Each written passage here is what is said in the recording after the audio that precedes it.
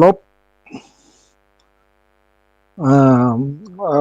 ราชกุมารบอกพระเทวทัต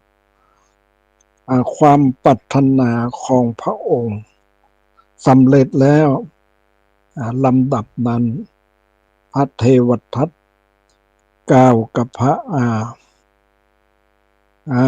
ากุมารว่าพระองค์เหมือนคนเอาสุนัขจิ้งจอกไว้ภายในกองหุ้มหนังสำคัญว่าทำกิจสำเร็จเรียบร้อยแล้วอีก2-3 วันพระบิดาของพระองค์ทรงคิดว่าพระองค์ทำการดูหมิ่นแล้วก็จะเป็นพระราชาเสียเอง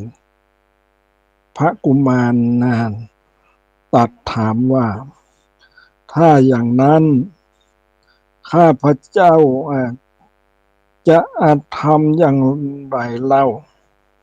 พระเทวทัตตอบว่าจง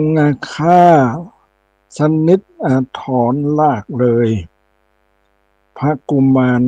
ตรัสว่าพระบิดาของข้าพเจ้าไม่ควรฆ่าด้วยตัดตามด้วย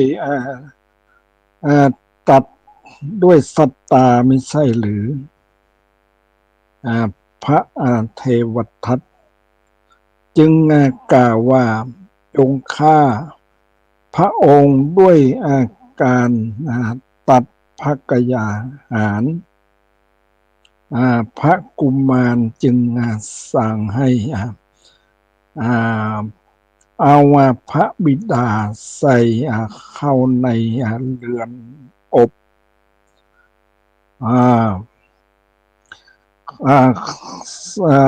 ที่พระเรือนอบที่ชื่อว่าเรือนอบคือเรือนมีควรที่ทำไว้เพื่อลงโทษแก่นักโทษพระกุมารสั่งไว้ว่านอกจากพระมารดาของเราแล้วอย่าให้คนอื่นเยี่ยมพระเทวีทรงใส่ภัตตาหารในขันทองคำแล้วห่อชายพกเข้าเยี่ยมพระราชาพระราชาเสวยภัตตาหารนั้นจึงประทังพระชนอยู่ได้พระกุมารตัดถามว่าพระบิดาของเราดำรงพระชนอยู่ได้อย่างไรขั้นทรงทราบความเป็นไปนั้นจึงตัดสั่งห้ามไม่ให้พระมารดา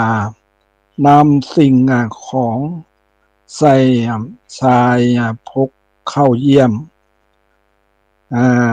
ตั้งแต่นั้นพระเทวีก็ทรงใส่ภัตตาหาร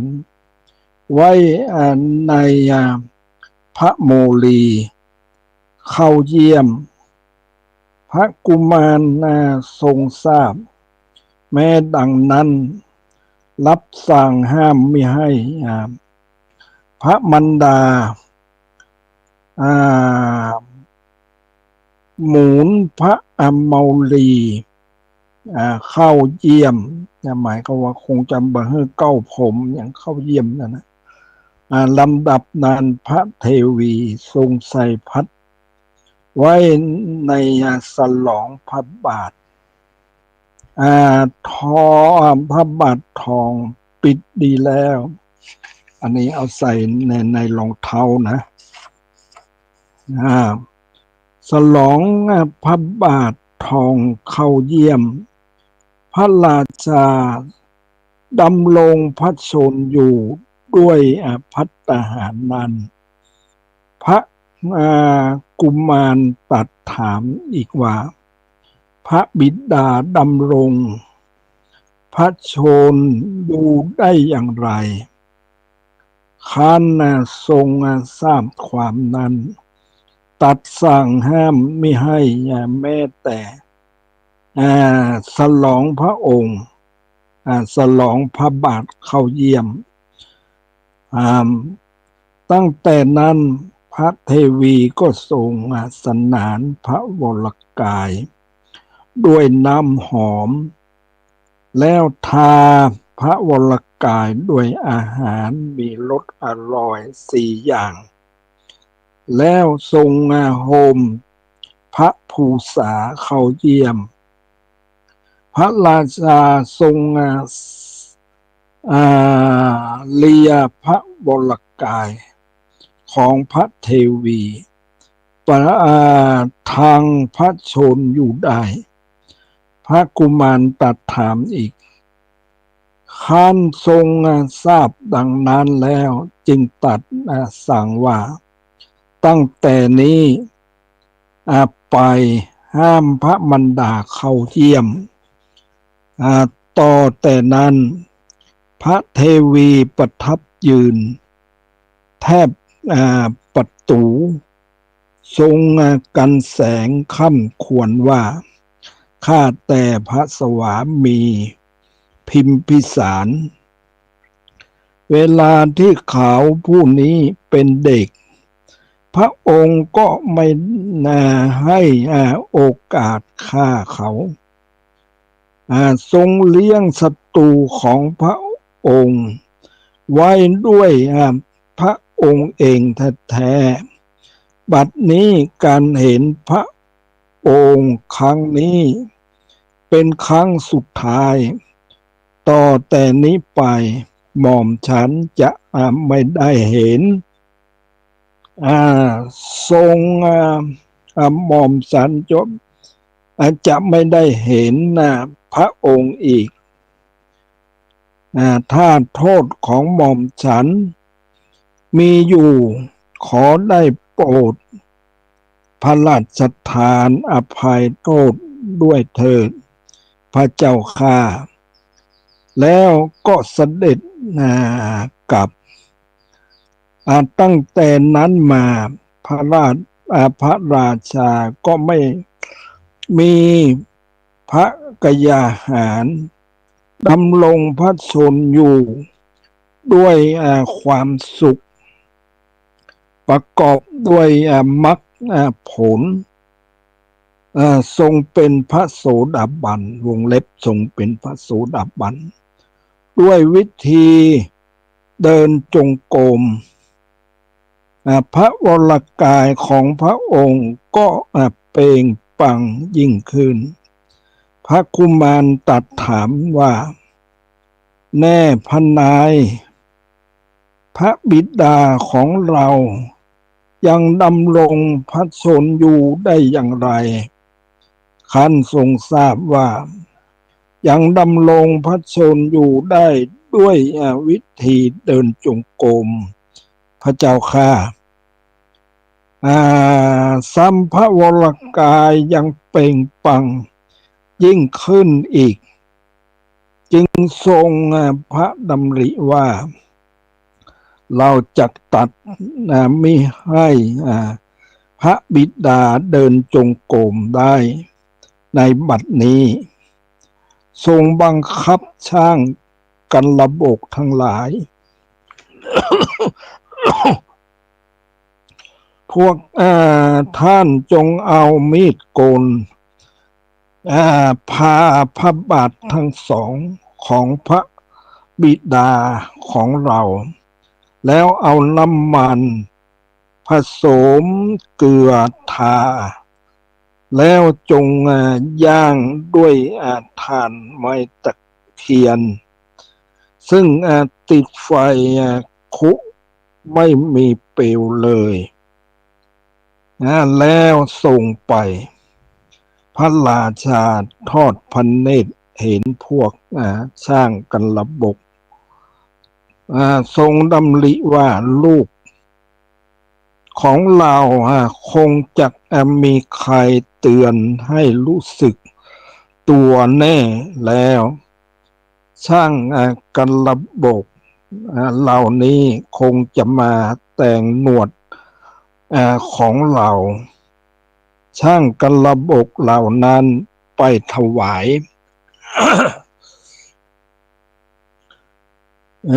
บังคมแล้วยืนอยู่คันถูกตัดถามว่ามาทำไมจึงกราบทูลให้ทรงทราบพระราชาพิมพิสารจึงตรัสว่าพวกเจ้าจงทำตามใจพระราชาของเจ้าเถิดพวกช่างกันระบกจึงกราบทูลว่าประทับนั่งเถิดพระเจ้าค่ะถวายบังคมพระเจ้าพิมพิสารแล้วกราบทูลว่าข้าแต่พระองค์ผู้สมมุติเทพพวกข้าพระองค์จำต้องทำตามพระราชองค์การขององค์พระราชองค์การขอพระองค์อย่าทรงพิโรธพวกข้าพระองค์เลยการกระทำเช่นนี้ไม่สมควรแก่พระราชาผู้ทรงธรรมเส้นพระองค์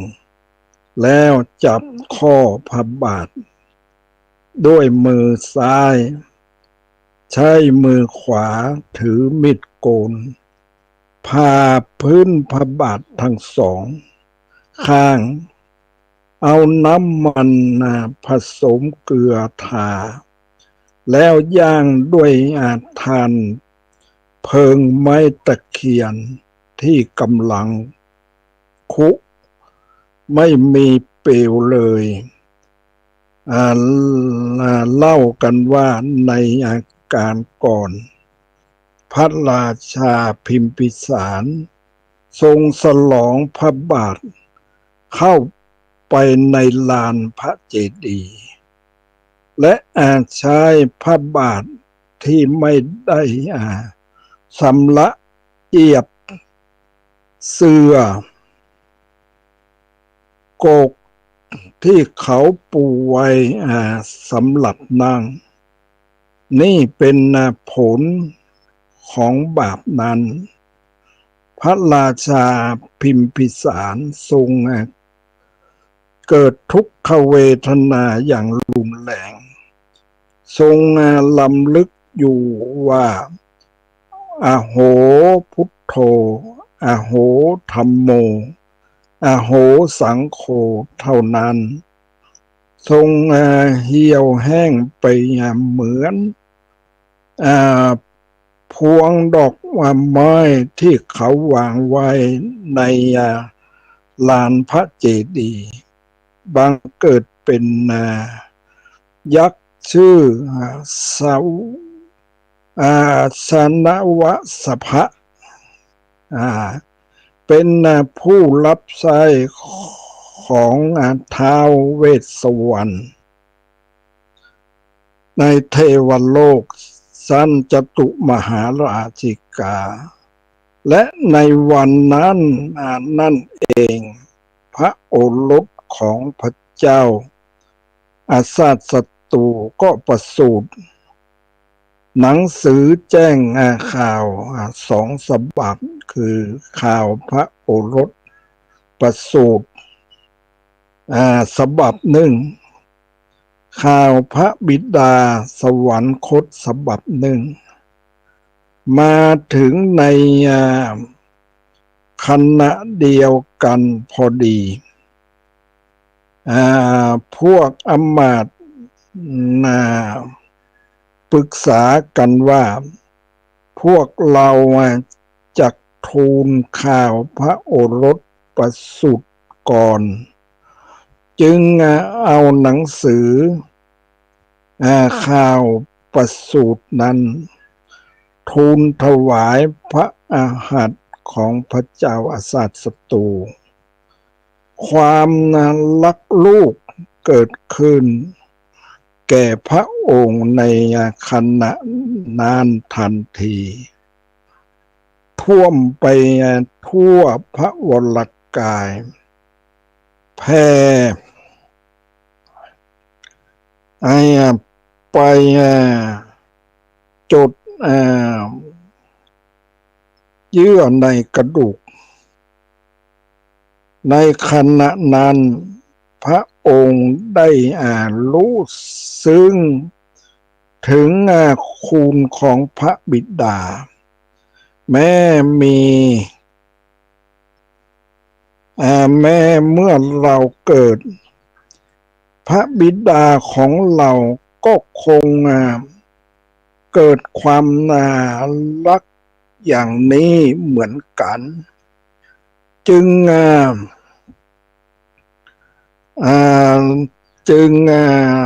รีบ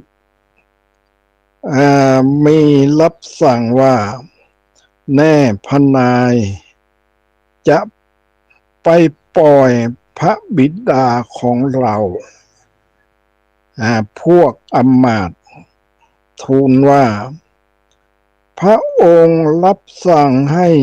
ปล่อยอะไรพระเจ้าข้าแล้วถวายหนังสือแจ้งข่าวอีกฉบับหนึ่งในพระหัตถ์พอทรงทราบความเป็นไปดังนั้นพระเจ้าอาสาทศัตรูทรงกันแสงเสด็จไปเฝ้าพระมารดาทูลว่าข้าแด่เสด็จแม่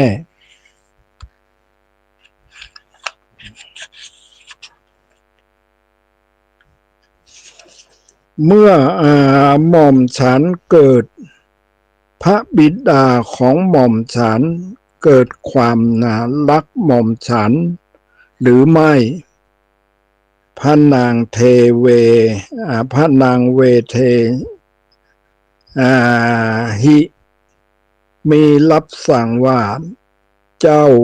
ลูกโง่เจ้าพูดอะไรเวลาที่ลูกยังเล็กอยู่เกิดเป็นฝีที่นิ้วมือครั้งนั้นพวกแม่นมทั้งหลายไม่สามารถทำให้ลูก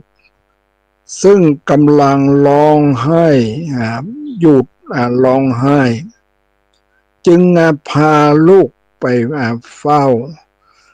เสด็จพ่อของลูกซึ่งประทับนั่งใน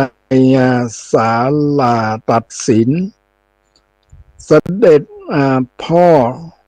ของลูกได้ดูดนิ้วมือของลูกจนฝีแตกในพระโอษฐ์นั่นเอง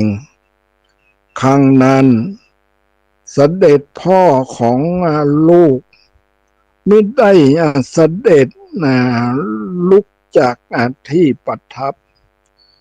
ทรงกลืนพระปุพโพ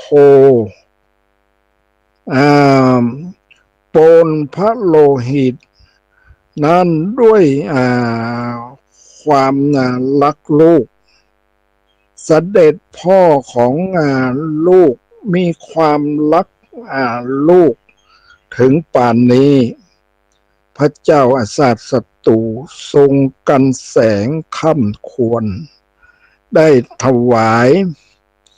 เพลิงพระศพพระบิดาฝ่ายพระเทวทัต เข้าเฝ้าพระเจ้าอาสัตศัตรูทูลว่ามหาบพิตรพระองค์จงหาคนที่จะปลงชีวิตพระสมณโคดมแล้วส่งคนทั้งหลายที่พระเจ้าอาสัตศัตรูพระราชทานตนเองขึ้นเขาคิชกุฏกิ้งศิลาก็งานคือกิ้งศิลาก็แล้วให้ปล่อยช้างนาลาคิลีก็แล้วด้วยอุบายไม่ว่าอย่างใดอย่างหนึ่งก็ไม่สามารถปลงพระชนพระผู้มีพระภาคเจ้าได้เสื่อมลาภสักการะจึงขอวัตถุประการเมื่อไม่ได้วัตถุประการนั้นก็ประกาศว่าถ้าอย่างนั้นจะให้มหาชนเห็นชอบด้วยจึงทำสังฆเพศเมื่อพระสารีบุตรและพระโมคคัลลานะพาบริษัทกลับแล้ว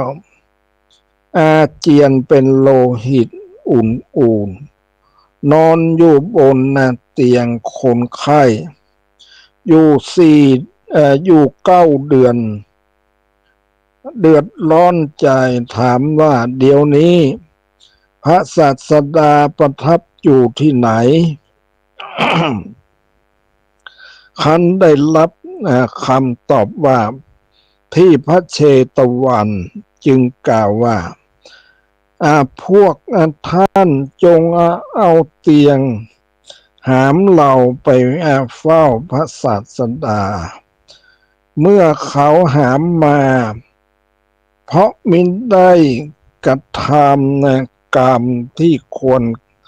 จะได้เฝ้าพระผู้มีพระภาคเจ้าจึงถูกแผ่นดินสรุปที่ใกล้สละบุคลนีใกล้พระเชตวันนั่นเองลงไปสู่มหานรกนี่เป็นความย่อในเรื่องนี้ส่วนเนื้อเรื่องอย่างพิสดารมาในขันธกะแล้วก็เพราะเรื่องนี้มาในขันธกะแล้วจึงไม่ได้กล่าวทั้งหมดด้วยประการชนี้พวกกุมารนี่เพียงแรกประสูติก็ถูกพวกเนมิตกาจารย์ทำนายไว้ว่าจะเป็นศัตรูแก่พระราชาฉะนั้นจึงได้พระนามว่าอาสาทศัตรูด้วยประการชนี้คำว่าเวเทหิบุตรวงเล็บเวเทหิปุตโตความว่าพระกุมารนี้เป็นโอรสของพระบิดาพระเจ้าโกศลมิใช่ของพระเจ้าวิเทหราช ก็คำว่าเวเทหินี่เป็นชื่อของบัณฑิตเหมือนอย่างที่เรียกกันว่าคหปอัตตานีเวเทหิกาพระผู้เป็นเจ้าอานนท์ผู้เวเทหิมุนีในคำว่าเวเทหินั้นมีอธิบายเฉพาะ คำดังต่อไปนี้ชื่อว่าเวทะด้วยอัดว่าเป็นเครื่องรู้คำว่าเวทะนี่เป็นชื่อของความรู้ชื่อว่าเวเทหิด้วยอัดว่าดำเนินการสืบต่อพยายามด้วยความรู้โอรสของพระนางเวเทหิชื่อว่าเวเทหิบุตรคำว่าตะทะหุ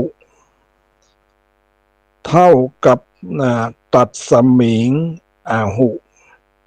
ความว่าในวันนั้นชื่อว่าวันอุโบสถวงเล็บอุโบสโถด้วยอัดว่าวันเป็นที่เข้าไปอยู่วงเล็บจำศีลอธิบายว่าคำว่าเข้าไปอยู่อุปวสันติได้แก่จำศีลคือเป็นผู้เข้าถึงด้วยศีลหรือด้วยอาการที่ไม่ขวนขวายชื่อว่าเป็นผู้อยู่จำศีลก็ในคำว่าอุโบสถนี้มีการขยายความดังต่อไปนี้การสวดปาติโมกข์ชื่อว่าอุโบสถะเช่นในบาลีมีอธิว่ามาเถิดท่านกัปปินะพวกเราจะไปทำอุโบสถกันศีลชื่อว่าอุโบสถแน่นางวิสาขาศีลประกอบด้วยองค์8อย่างนี้บุคคลเข้าไปจำนานแล้วอย่างไรจึงมีผลมากการจำนาศีลชื่อว่าอุโบสถเช่นในบาลีมีอธิว่าพัก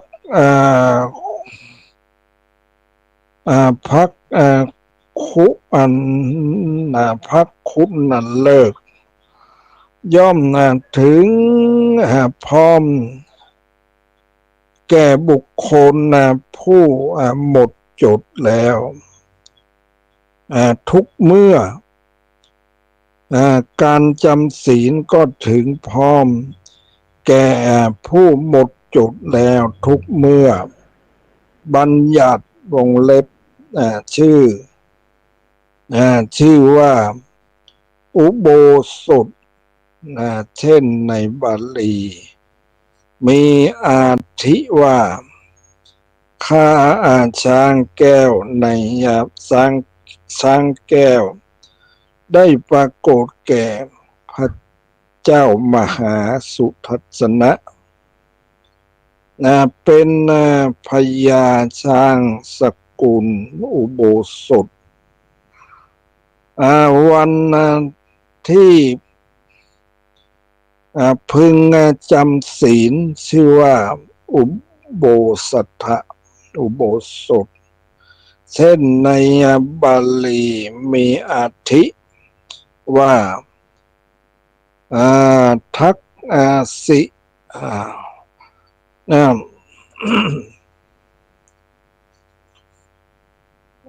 อธิว่า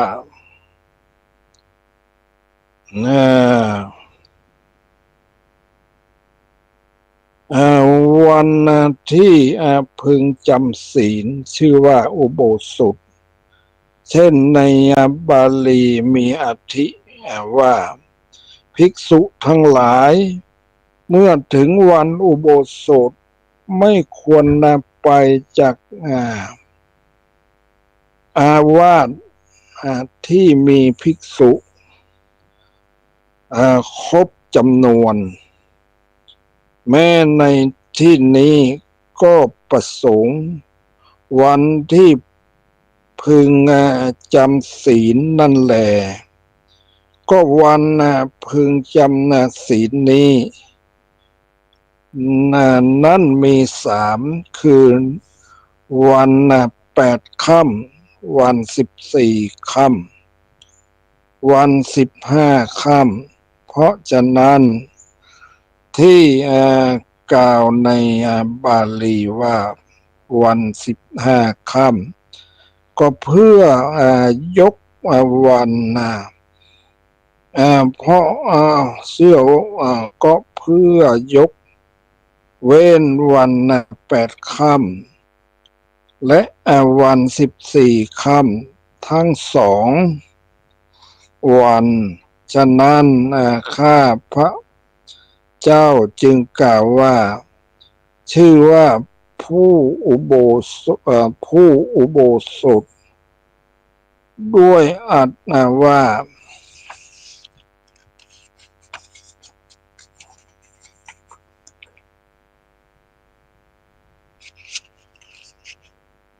เป็นที่เข้าอยู่ในเป็นที่เข้าอยู่เป็นที่เข้าไปอยู่วงเล็บจำศีลคำว่าออกคำว่าดอกโกมุตโกมุทิยาวงเล็บโกมุทิยาความว่ามีดอกโกมุตบานได้ยินว่าเวลานั้นดอกโกมุตบานเต็มที่ชื่อว่าโกมุหิด้วยอัตว่าเป็นฤดูมีดอกโกมุตคำว่าครบ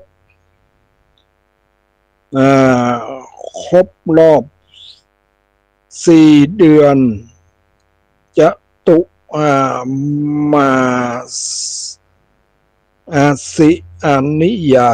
จะตุมาสินิยาความว่า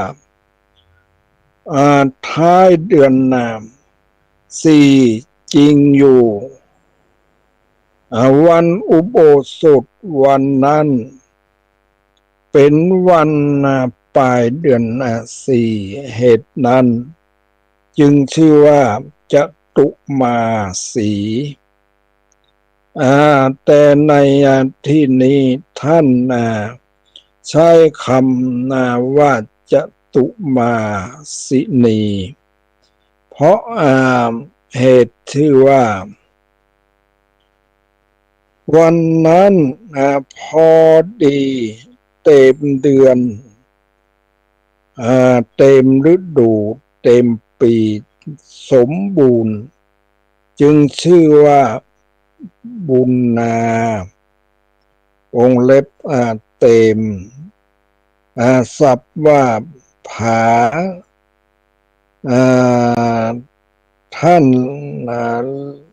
นเรียกพระจันทร์เต็มในวันนั้นเหตุนั้นจึงชื่อว่าอุปันนาในคำที่ในคำสั่งในคำสั่ง2คือปุณณายะและปุณณมายะนี้พึงทราบเนื้อความดังกล่าวมานี้อันนี้คำว่าแวดล้อมด้วยราชอำมาตย์พระราชาอามัตจะป ริวุโตความว่าพระราชาแวดล้อมด้วยอำมาตย์ทั้งหลายในราตรีซึ่งสว่างไสวไปด้วยแสงจันทร์เต็มดวงที่ปราศจากเครื่องเศร้าหมองสี่ประการปานปันหนึ่งที่ศาลาที่สาภาภาคะที่สัพพะที่ชำระล้างด้วยทานน้ำนมมีแสงเงินแสงเงินยวงออกเป็นช่อและดูดช่อดอกโกมุตทำด้วยผ้าเนื้อดีชื่อว่าลาวกะว่าพวกแก้วมุกดาและพวงดอกมะลิมีแสงแวววาวกระจายดังวิมานเงินแปลว่ารัศมีคำว่าประทับนั่งณศาลาปราสาทชั้นบนวงเล็บอุปลิ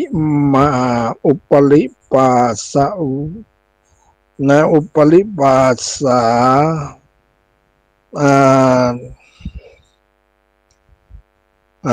ปาสาทวะทวะวะคะนามพละทาวะอะละโต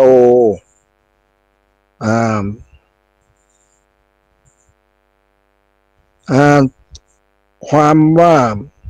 ประทับอยู่ในมหาปราสาทชั้นบนคือประทับนั่งเหมือนพระเหมือนพระราชกลางพระราชทอ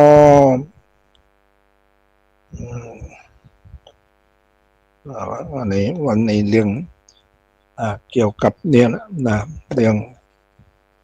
เกี่ยวกับพระเจ้าอาสัตตูกับ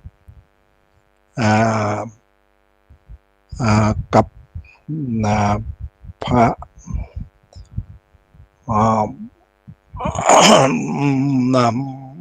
หมอชีวกโกมันพัฒน์เนี่ย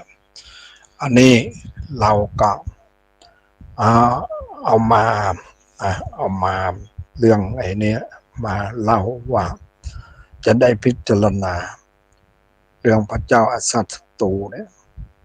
แต่ว่าเนี่ยเราก็ว่า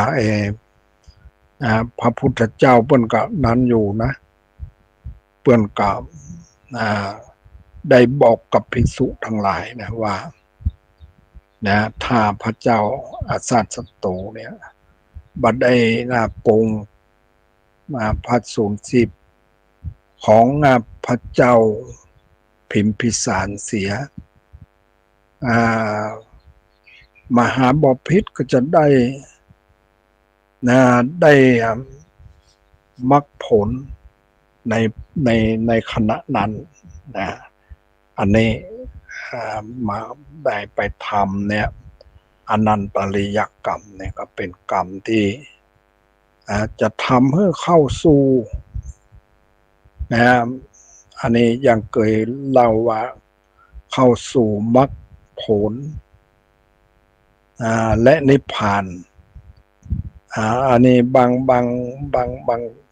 มันมีสองกองเนาะอย่างกองที่ที่นะอันนี้อันนี้เรื่องนี้เรื่องเกี่ยวกับการเนี่ยเรียกว่า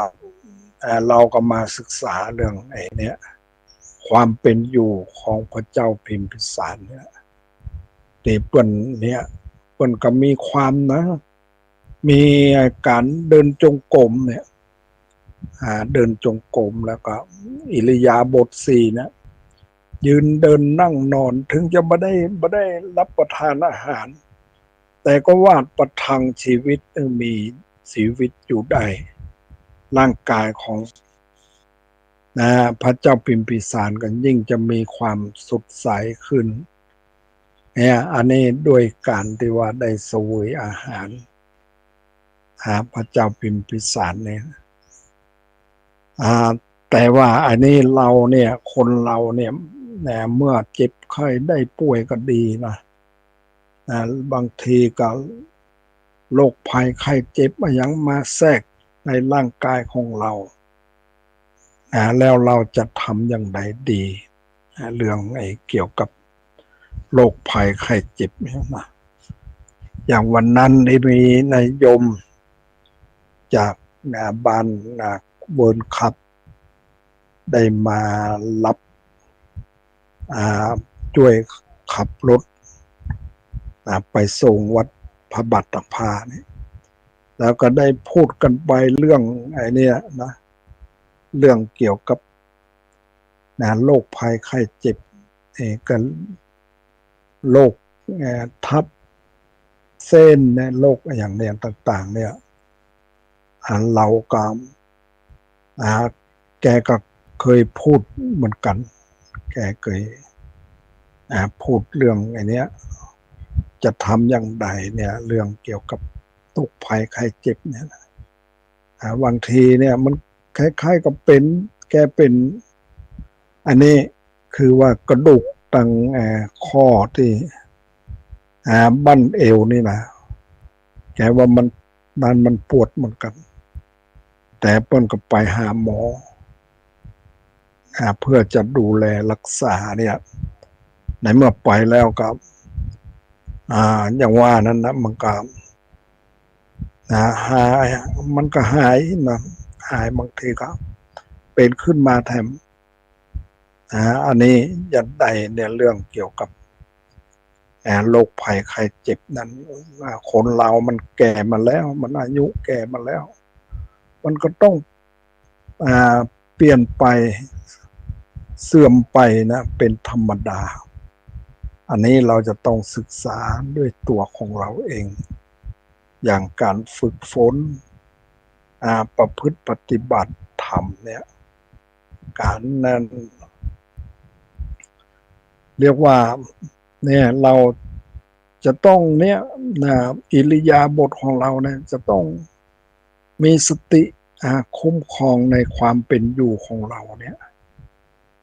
บาปเนี่ยละด้วยการเจริญสติปัฏฐานเนี่ยการยืนการเดินการนั่งการนอนเนี่ยก็ให้เรามีสติมีสติในการยืนเดินนั่งนอนถ้าเรามีสติแล้วเนี่ยเรื่องเนี้ยมันก็เป็นการที่ได้พิจารณาตัวของเราว่ามันจะทำอย่างไรเกี่ยวแม้แต่การนอนวัดนอนว่ากับบางที่ก็บอกให้ใจใส่กันแล้วบัดใดพอพระจะมาจะไปรับบาตรก็ดีและประพฤติอยู่ตามเกี่ยวกับยืนเดินนั่งนอนเนี่ยเราก็ต้องมีสติคุ้มครองเรื่องร่างกายของเราเนี่ยบางทีเจ็บไข้ได้ป่วยเรื่องในนี้ร่างกายของเราเนี่ย ก็ให้มีสติพิจารณาว่ามันเป็นอย่างใดเรามีสติพิจารณาในร่างกายของเราแล้วเนี่ยอย่างตีเนี่ยพระอย่างที่ได้กล่าวเนี่ยพระเจ้าพระเจ้า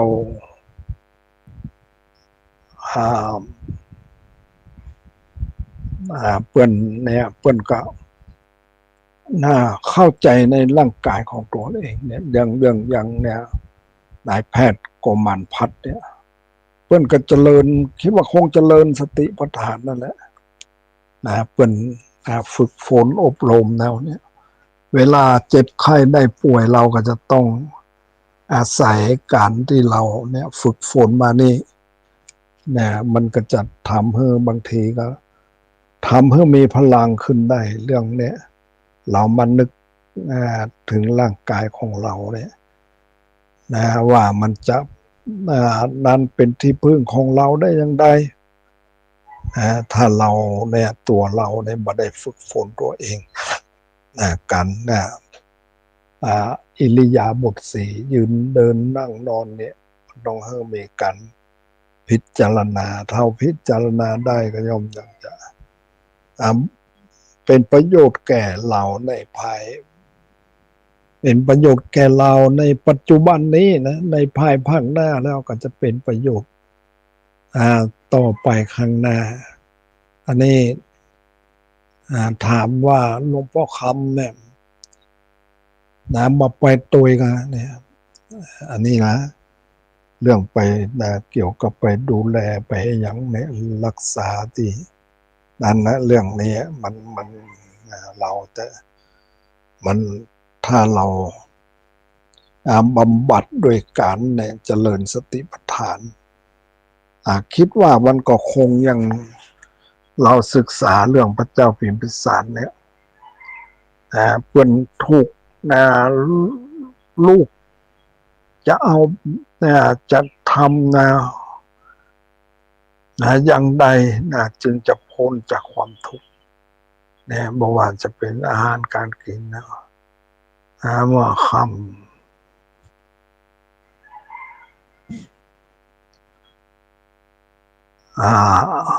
อันนี้เรื่องเกี่ยวกับการเจริญสติปัฏฐานเนี่ยมันเป็นยาอย่างหนึ่งนะมันเป็นโอสถอย่างหนึ่งบางทีเนี่ยบางทีเขาไปว่าเนี่ยเรื่องไอ้นี้เรื่องร่างกายของคนเราเนี่ยมันจะต้องนั้นเหมือนกันจะต้องประสบประการเหมือนกันคนเราเนี่ยถ้าวัยเข้าวัยชราแล้วเนี่ยก็จะทำให้เนี่ยร่างกายของเราเนี่ยมันบาปกติบางทีก็เป็นนั่นเป็นนี่เราจะต้องอาศัยการที่เราฝึกฝนอย่างเราเคยฝึกฝนเรื่องการปฏิบัติสติปัฏฐานสี่เนี่ยการยืนการเดินการนั่งการนอนเนี่ยก็ให้มีสติทุกขณะเนี่ยถ้าเรามีสติในการยืนการนั่งการนอน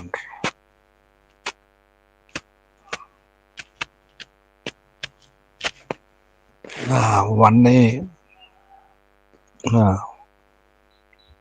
ก็ได้เอาเรื่องเนี่ยนะพระเจ้าอาสาสตูกับพระหมอชีวกโกมันพัฒน์มาเล่าเพื่อจะเป็นคติเตือนใจแล้วก็อย่างพระเจ้าอาสาสตูพระเจ้าพิมพิสารเนี่ยพระเจ้าพิมพิสารเนี่ยเป็นกันนั้นนะนี่มันบุญกุศลที่ว่าเป็นได้โสดาบันบุคคลแล้วเป็นบุคคลผู้ประเสริฐแล้วเนี่ยถึงจะประสบปัญหาต่างๆเนี่ยในการเรื่องเนี่ยความที่จะมา ถูกพระทัยของพระองค์เนี่ยจะด้วยความโลภจะด้วยความโกรธจะด้วยความหลงท่านจิตใจท่านก็บ่แปรผันไปด้วยการที่ว่าอาจถูกโลกธรรมเข้ามาแทรกแซงเนี่ยแต่ว่าด้วยพระทัยของพระองค์นั้นเป็นผู้ถึงโสดาบันบุคคลเนี่ยหมายความว่าจะทำบาปกรรมมายังไม่ได้เลยด้วยนี่แล้วก็อย่างหนึ่งก็เนี่ยแล้วเมื่อถูกเอาไปนั้นถูกเอาต้องเอาไปทรมานในอย่างต่างๆเนี่ยท่านก็บ่ได้บ่ได้ด้วยความดีบ่ได้หวั่นไหวอย่างต่างๆนี่นะแต่ว่าอันนี้เรื่องเนี่ยเกี่ยวกับกรรมการรับใช้กรรมเนี่ยเพิ่งก็คงเข้าใจดีนะเรื่องเนี่ยเรื่องจะต้องรับใช้มันเนี่ยแบบไปสร้างกรรมอย่างอื่นให้มันนั้นเกิดขึ้นมาที่จะทำให้ตัวเองต้องเดือดร้อนเพราะการกระทำของตัวเองเนี่ยอันนี้เพราะละซึ่งสักกายทิฏฐิใดละวิจิกิจฉาใดละศีลพัตตปามาสใดนี่มันกับผู้ที่ทรงธรรมเนี่ยพระราชาผู้ทรงธรรมเนี่ยก็เรียกว่าเป็นสิ่งที่สำคัญนะยังจะเต้าสิ่งนี้มาได้เราจะมีเข้าของสมบัติอย่างนี้เราก็ต้านทานมันเอามาต้านทานมาได้ถ้าบ่มีคุณธรรมเนี่ยที่เรามีอยู่ได้ฝึกฝนมาอยู่ในจิตใจของพระองค์นะลองคิดดูเราเนี่ยลองคิดดูว่ามหาอมาตย์ต่างๆเนี่ยที่ตัดสินคดีจะทำร้ายแก่พระเจ้าอาสัตศัตรูจะทำร้ายแก่พระเทวทัตจะทำร้ายลูกศิษย์ของพระเทวทัตนี่แต่ท่านเป็นผู้ที่ห้ามบังทำเพราะการกระทำนั้นมันเป็นบาปเป็นกรรมที่จะสร้างบาปสร้างกรรมเนี่ยเกิดขึ้นเนี่ยเป็นอันเลยเป็นตัดสินเลยเป็นอันไผ่ที่พุทธเรื่องการที่จะประหารพระเทวทัตประหารพระเจ้าอาสัตศัตรูประหารลูกศิษย์ของเปิ้นห้ามบ่ให้ทำเลยนะอันนี้แล้วก็ผู้ใดที่บ่ได้นั้นอย่างที่ถูกที่รับสั่งทำเนี่ยทำประหารเนี่ยแต่ว่าผู้ที่บ่ได้เรียกว่าบ่ได้สั่งเนี่ยบ่ได้หารด้วยในการที่จะประหารเนี่ยผู้นั้นก็ได้ตำแหน่งนะตำแหน่งขึ้นมีตำแหน่งสูงขึ้นไปอันนี้จะว่ามันตำแหน่งสูงแล้วก็คงที่มีจิตใจอันสูงด้วยการที่เห็นเป็นบาปเป็นกรรมต่างๆนี่นะอันนี้เรื่องพระเทวทัตและพระเจ้าอาสัตศัตรูอันนี้มันเป็นกันแยกนั้นได้หรือว่าแยกบาปบุญได้ ประโยชน์และปัจจัยประโยชน์อันนี้แล้วเนี่ยมีคุณธรรมอย่างนี้พระเจ้าพระเจ้าพิมพิสารนี่แหละเป็นพระราชาผู้ทรงธรรมเป็นที่นั้นเป็นตัวอย่างในทางที่ดีและเราก็ได้ศึกษาแล้วก็ได้เนี่ยเพื่อจะเป็นแนวประพฤติปฏิบัติในการดำรงชีวิตของเราจะทำอย่างไรจึงจะบังให้เราได้ไปเนี่ยมันเข้ากระแสของนั้นไปแล้วนะเข้ากระแสของนิพพานไปแล้วก็จะไปแต่นิพพานคือความดับทุกข์พ้นทุกข์อันนี้เป็นเรื่องที่เราจะต้องศึกษาเอามาพิจารณาแต่วันนี้ก็คิดว่ามันก็ได้เวลาแล้วบางทีมันก็แค่ง่วงอยู่นะในการเนี่ยนั้นพอเรากลางคืนเราบางทีมันไม่ได้หลับดีเท่าใดวันนี้ขออนุโมทนากับท่านพระครูวิศวัตรและพระครูปริยัติและท่านผู้ฟังทั้งหลายก็ขอให้มีความสุขความเจริญโดยทั่วหน้ากันขอ